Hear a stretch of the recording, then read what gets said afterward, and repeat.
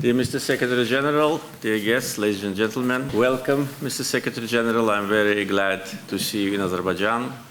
Thank you for accepting my invitation and visiting us.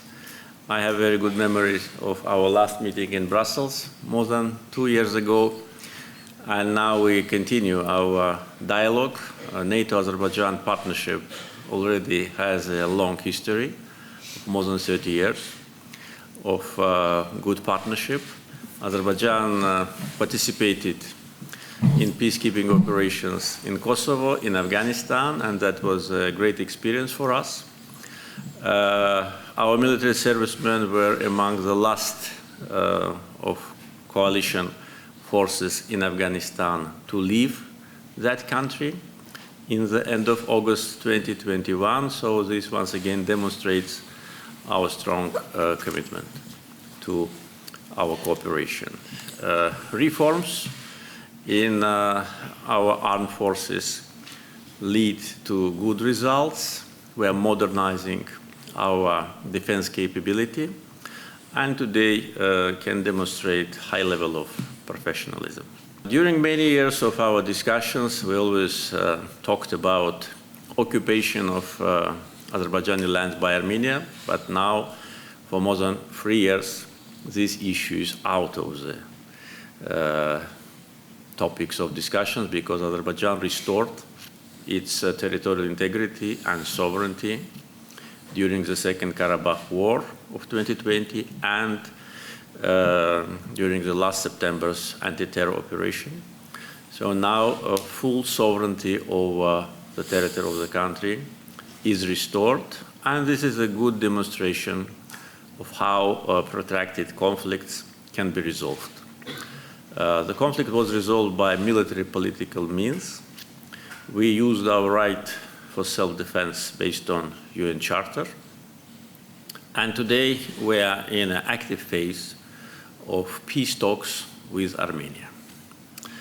During my last visit to Brussels at the press conference, I raised that issue and said that Azerbaijan made such a proposal and we expect Armenia to respond. Once again, I'd like to say that it was our initiative to start peace negotiations, and now we had already 7 rounds of exchange of comments with Armenian counterparts on draft peace agreement. And the recent meeting of the foreign ministers and also meeting of the deputy prime ministers on the issue of border delimitation demonstrate that there is a good chance for settlement.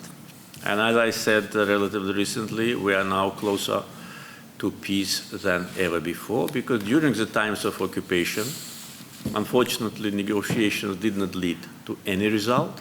Actually, for 28 years, Minsk group of OSCE did not produce any result. But now, as a result of restoration of territorial integrity of Azerbaijan, we are very close, I think, and I hope, to have a breakthrough. And that will be a very serious geopolitical change in the Caucasus. That will mean that peace will come to the Caucasus and long-awaited peace. Today we also discussed the issue of energy security with Mr. Secretary General. I informed him that since we met last time in Brussels, 2 more NATO member states became our partners with respect to natural gas supply. And today Azerbaijan is exporting natural gas to 8 countries. 6 of them are member states of NATO, and 2 partners to NATO.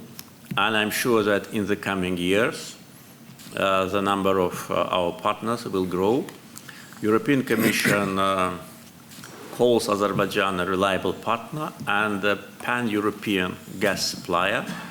And this is, of course, a big advantage and also big responsibility.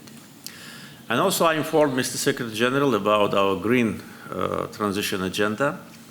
Azerbaijan was unanimously selected as a host country for COP29.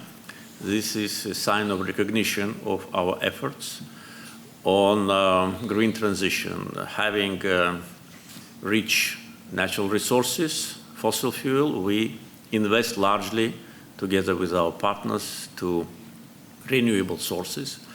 And I invited Mr. Secretary General to visit us this November in any capacity and to be part of our important conference. Once again, Mr. Secretary General, thank you for being with us and wish you a pleasant stay in Azerbaijan.